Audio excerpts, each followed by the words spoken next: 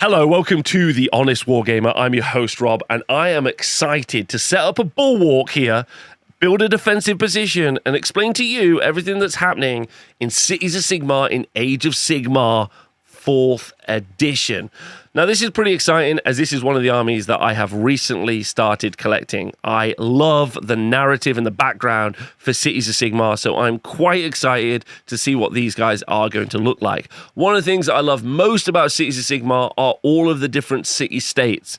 I easily would buy a campaign book where they explained all the different cities and how they were going to war and all of that different stuff. I think that'd be really fun. And obviously, we're at the back of the Dawnbringer Crusade, which is the narrative kind of conclusion of Age of Sigmar 3, which was about two different crusades going through the mortal realms trying to find city-states. So they feel like, and I've said this many times, they should be the poster faction for Age of Sigmar. Stormcast obviously have got that. So we're going to go into it. Before I say anything else, I'm going to have to ask you to leave comments about what you think about all the different units down below. Like, subscribe if you can, and if you'd like to join the Honest Wargaming Patreon, you should. We've got a great community there, which is cute. All right, let's go look at the different armies. Okay, so Cities of Sigmar, quickly, what are they? Who are they? The Mortal Realms, there are 8 of them. They were conquered by Chaos several centuries before. The timeline's a bit murky.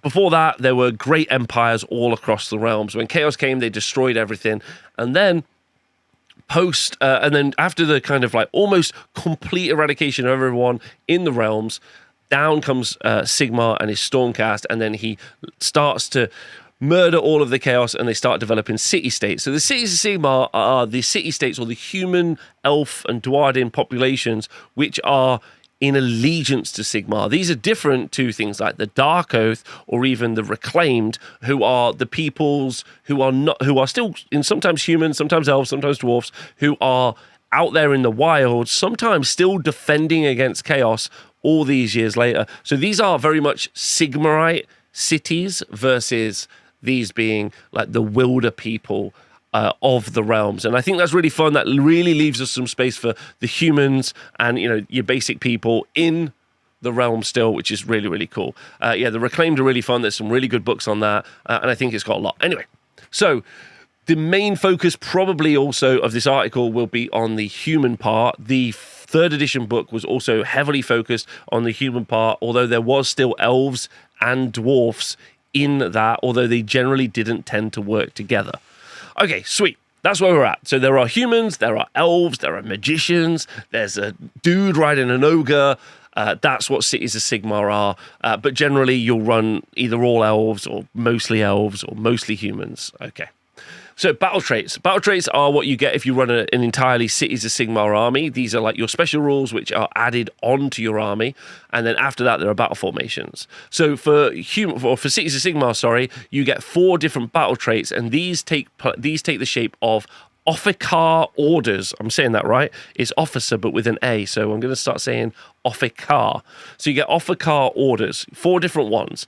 Each one of them is done by a hero, a Cities of Sigmar hero, and they always target a unit wholly within 12 inches, and they always target a Cities of Sigmar unit. That's what they are. So I won't explain that again. Each of them is done by a hero, and it's done to a unit wholly within 12 inches. That hero can only do 1 Officar's order per turn. Okay? That's super important. It can only do 1. But if you have 2 Officars or 2 heroes, then the unit that you've done 1 Officar ability to, you can do a different Officar ability to. And while we haven't seen any core rules which currently say that you can't stack abilities on units, I'm almost certain that we're going to see a unit unable to be affected by the same ability twice, because we've already done these faction previews, and some of those factions would be able to do some incredibly broken stuff if that was the case. So you're not going to be able to, for instance, you do strike them down on the same unit more than once. So you need a hero, pick a unit within 12 inches. That hero can't do any more orders for the rest of the turn. That's what we got. So we've got 4 different ones. The first one is done in your movement phase, and you advance in formation. You pick a unit, and that unit can move 3 inches. This is quite important because it's not going to count as a move, and therefore it's going to interact later with 3 very specific units: the Fusil Major on Ogre Warhawk, the Great World Cannon, and also our Fusiliers. What is an officer? I'm being asked. An officer is not a new unit. An officer is just a title for any hero in your army. Okay, so plus 3 inches to move. And you might be like, oh, Rob, that's a little bit underwhelming. But the fortified position thing, ability that we're going to look at later, that allows you to ignore 1 pip of rend. But so what this does is going to allow you to move a unit 3 inches and then still ignore a pip of rend on some of your major units. And that's pretty cool. There's also an addendum here. If the target is human, you can pick an additional Cities of Sigmar unit wholly within 12 inches of that hero and not in combat to be the target. Now, this is what's really interesting and really fun. If the first unit is human, then the second unit doesn't have to be human. So you are going to be able to use 1 hero to make 2 units do a move in your movement phase. Fun. All right, the next one is done in any shooting phase. So that does mean it can be used in your opponent's turn. It's called Suppressing Fire. Again, you've got to use a hero. You've got to pick a unit wholly within 12 inches, right? Each time the target uses a shoot ability this phase, if all of its attacks target the same enemy unit, after that ability has been resolved, you roll a dice, and if the result is equal to or less than the number of models in the enemy unit that were slain by the shooting attacks, then that unit gets strike last for the rest of this turn. So I shoot a unit, I kill 3 models, I'll need to roll a 1, 2, or 3 on a d6, and then that unit is going to have the strike last effect, which is going to be obviously really nice if you're charging in. And because it's done in any shooting phase, obviously you could use that on a unit in their turn, thanks to the new command ability. And that means in their turn, they might have the strike last effect, which is cool. But it is really reliant on you killing a lot of their models. Therefore, you're going to need a really strong shooting unit on your side, a really weak unit on their side, and you're not going to be able to do it to single models. Next up, we've got Strike Them Down, and this is a unit that has charged this turn. Again, you do it with a hero on a unit that's charged, one of your units. You add 1 to the attack characteristic of the target's melee weapons for the rest of that turn. In addition, if the target is an elf unit, you add 1 to hit rolls for the target's combat attacks for the rest of the turn. So +1 attack, +1 to hit. If you're an elf, or just +1 attack is really good. Obviously, this scales really well. The more models that you have in your unit. So you got probably 20 steel helms, you're going to get +20 attacks on the whole unit. And again, I'll talk about this when we talk about Cavaliers, but the 3-inch range on weapons now means you're going to get a lot more attacks than you think. Lastly, this one is done in the combat phase, and it's called Hold the Line. And this is quite important. This is on a unit that did not charge this turn to be the target. So one of your friendly units that did not charge this turn, that's wholly within 12 inches, that unit is going to get the strike last effect. Why would I want to give my unit strike last? But it also gives them a 5-up ward save. Pretty spicy. So this means if you end up getting charged, your unit is going to fight last, but your opponent is going to get to choose who goes first anyway, because that's how it works in combat. So then you can ignore that, and you can just get a 5-up ward save. Absolutely adorable. If the target is a Dwarden, which is what we call dwarfs, then you can subtract 1 from hit rolls for combat attacks to target the unit for the rest of the turn. Might as well to hit. Amazing. So this is really good, especially for some of the units we're going to look at in a bit that could be very defensive, and then a 5-up ward save. So there we go. You're going to need a lot of heroes maybe to make a lot of this stuff happen. So you're going to have to really think about that in your list building. Next up, we're going to talk about battle formations. Games Workshop have said each of the armies, when they release them, is going to have 4 different battle formations at release. They're also going to have 3 artifacts and also 3 kind of like hero command traits as well. A battle formation is effectively a sub-faction. This is where I'm going to make my only kind of like disappointed comment about Age of Sigmar 4 on YouTube. Specifically because I think one of the thematic things about the Cities of Sigmar is that they are city-states and that they should have rules representing city-states. However, they don't have those. Instead, they have these different formations and the way in which they're going to play. So 4 different formations. These are effectively sub-factions. And before, they would have been like, you're from this particular city, so you have this special rule. And instead, what you're going to end up with is you have 4 different kind of like army formations. And they're called battle formations. And when you write your army list, you will choose one of those battle formations. So you choose your army, you'll get your battle traits, then you choose one of your battle formations, And in this situation, they've shown us the Fortress City Defenders battle formation, which gives us the Bulwark Zone. Friendly cities, the effect of that is friendly cities are Sigmar units that have the Fortified Position ability, which is located only on 3 models in the whole of this range, which is the Great Cannon, the Human Great Cannon, the Ironworld Great Cannon, the Fusiliers, and the Fusil Major. So only 3 models, or 3 units, sorry. They will gain the Fortified Position at the start of the first battle round, and they will start in a Fortified Position. In addition, and this is probably the most effective thing, the first battle round, subtract 1 from wound rolls for attacks that target friendly Sigmar units where they're wholly within friendly territory. This is massive because -1 to wound is a great debuff against the enemy, and also it means your opponent is going to do a lot less damage in the first turn, which we love. And also, it affects all of your City Sigmar units, whether they're human, whether they're elf, or whether they're a dwarf. So we love to see it. Okay, next up is and there will be 3 other battle formations, which we haven't seen as of yet. Next up, it shows off a spell that is going to be in the spell lore. They have said also that each army will get a spell lore. I assume that there'll be 3 spells, because that's what we kind of seen so far. And this spell is called Speed of the Twin-Tailed Comet, which is cast on a 7. And you pick a friendly Cities of Sigmar unit, and they can charge on 3d6 versus your normal 2d6. So they're going to be that much more effective at charging, which is really good. When you're writing your army list in Age of Sigmar 4, the way it works is you write your army list, you choose your army, so Cities of Sigmar, you choose your sub-faction, we've chosen that already, or your battle formation, which is the one up here, Fortress City Defenders, and then you'll choose your spell lore, and this will probably be this spell lore, the spells from the College Arcana. All of your wizards can cast any of the spells from that spell lore, which is cool, so you don't choose a spell per wizard. However, you can't cast multiples of the same spell unless it has the infinite keyword, which this spell doesn't. So you're only going to get to attempt to cast this once in your hero phase.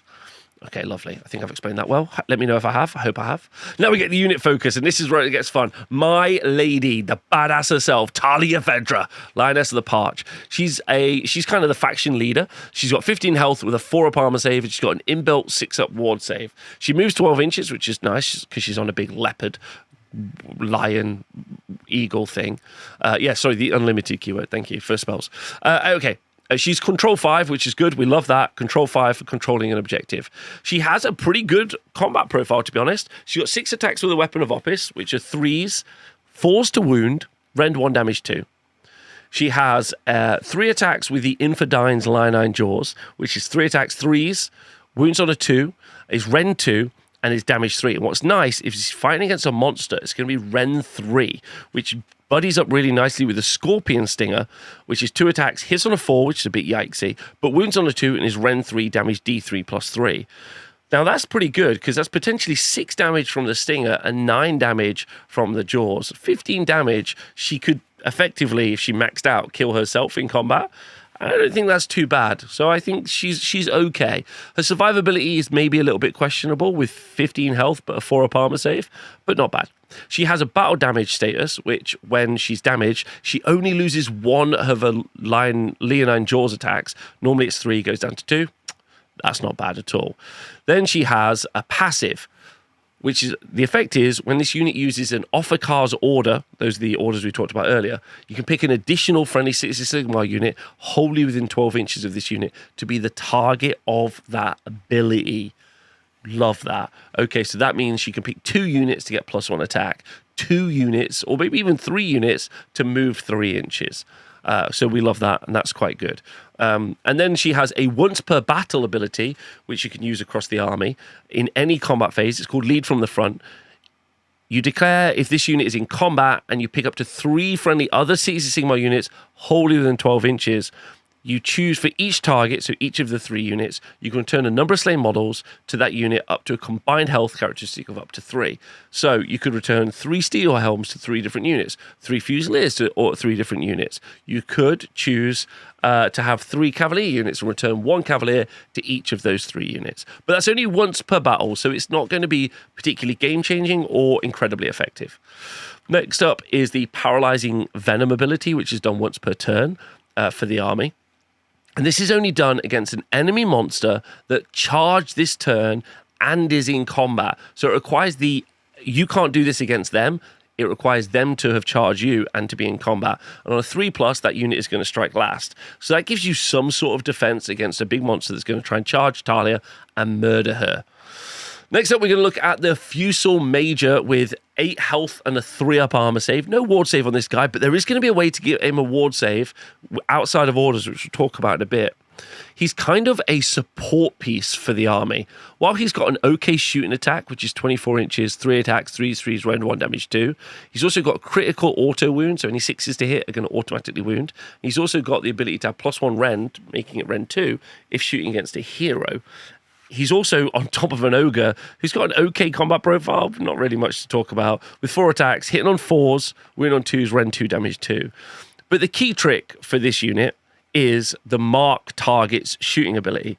In your shooting phase, you pick an enemy unit that was targeted by this unit's shooting attacks. So you don't even have to hit, you don't even have to wound, you just have to be able to target them. And as soon as you target them, you add 1 to hit rolls for shooting attacks made by all friendly Cities of Sigmar human units that target that unit for the rest of the turn. So it's locked to humans, so it's not going to be effective to elves. So this does mean you shoot with this person, and then all 4 of your cannons shoot, all of your Fusiliers shoot, and they're all going to be getting +1 to hit. So the more shooting you take in your army, the more effective this guy's going to be, and that's fun. And lastly, we find out what this fortified position is, but it's what I mentioned earlier. It means that as long as you haven't moved, you're going to be able to ignore the first pip of rend that your opponent uses against you. And seeing as the Fusel Major's got a 3-up save, that does mean that if he uses an all-out defense, that's going to be a 2-up save, ignoring rend 1, and you can have a 5-up ward save. So he's going to be incredibly tough to deal with, which is really good because he's got a big-ass shield. Next up, we've got the Cavaliers, and I think a lot of people online have been a little bit disappointed about the Cavaliers. They come as a unit of 5. They are obviously fairly fast at movement 10, and they have 3 health each, which is an upgrade, and a 3-up armor save. So that's going to be 15 wounds in the unit with a 3-up armor save. They have got 3 attacks each that hit on 4s, wound on 4s, rend 1, damage 1, unless they charge, in which case it becomes damage 2. And when you look at this, this looks a little bit disappointing. However, we already know that we can add +1 attack, as we saw from the orders earlier. And in addition to this, thanks to the 3-inch range, you're going to have all of these guys be able to swing at an enemy unit. Therefore, if you were to take a unit of 10, let's say, you're going to be able to have 30 attacks. +1 attack on all those models, you're already buffing this all the way up to 40 attacks. They've also got a bonus ability called Devastating Charge. And if this unit charges phase, pick an enemy unit within an inch of it to be the target. You roll a dice for each model in this unit, and for each 4+, you inflict 1 mortal damage. So this does mean you'll do 5 mortal damage in addition to all of the attacks that you get. And if that wasn't enough, you do get some attacks with the horses as well. 2 attacks each, hitting on 5s, wounding on 3s. Now, I think it's fair to say that these don't seem very overwhelming on paper, but when you actually do the math, thanks to the chat for doing this, when you do add the +1 attack to them, the damage table seems to say that they're going to do a lot of damage.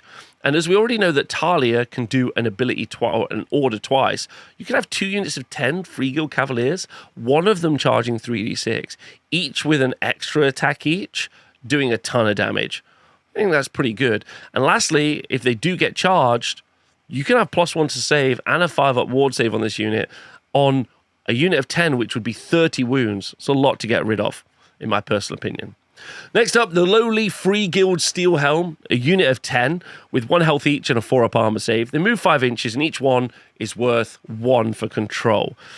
They have got the most basic stat line ever, with 2 attacks each, hit on a 4, wound on a 4, no rend, damage 1. But the point about these guys, I think, is exactly what their ability is: consecrate the land. They have a once per turn ability. It's done in your movement phase, and you can only once per turn for your army. But it does mean you could do it in each player turn. So you can do it once per turn in your army. Oh, no, it's only in your movement phase. Sorry, I've got that wrong. You can only do it in your movement phase. What you do, if this unit is contesting an objective you control and is not contested by any enemy models, which means they're not stood on them, then on a 3+, that objective becomes consecrated.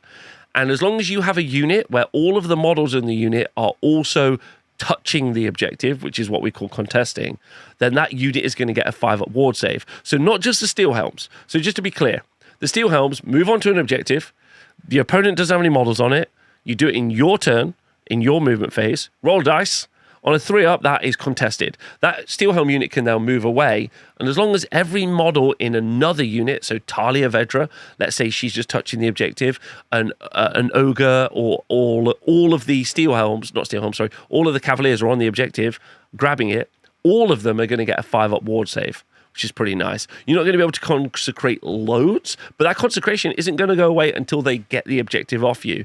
So this is going to be really fun, in my personal opinion, and will make the army even more survivable. Looking at it, it feels like the defensive nature of at least the human portion of the army feels incredibly strong. And that's it for the Cities of Sigmar preview so far. I would say that generally I feel okay about it, but I am very disappointed that at least the Cities of Sigmar haven't made it through into flavor, and I haven't got that kind of like reason for taking, even though the city that I'm running, which is the Pie Nation, where they all, because someone in the Mortal Realms has to make pies, and therefore my city makes pies, and they have a little pie emblem on their shields. That's kind of you didn't need to know that, but I've told you anyway. The point is that it's kind of sad that that hasn't come through. That's the only bit that's made me personally sad. Other than that, it does feel like they've got some pretty good rules. Can be very defensive. Seems like they can do a lot of attacks. And so hopefully we'll see that in the battle tomes when they get released. We'll see these city state changes, and we'll see, these other things. But, we'll see. Let me know what you think of the review. Let me know what you think of the video. Leave some comments. Like and subscribe would be super fun. And I can just say thanks very much for watching my videos. I really appreciate it. I'll see you guys soon.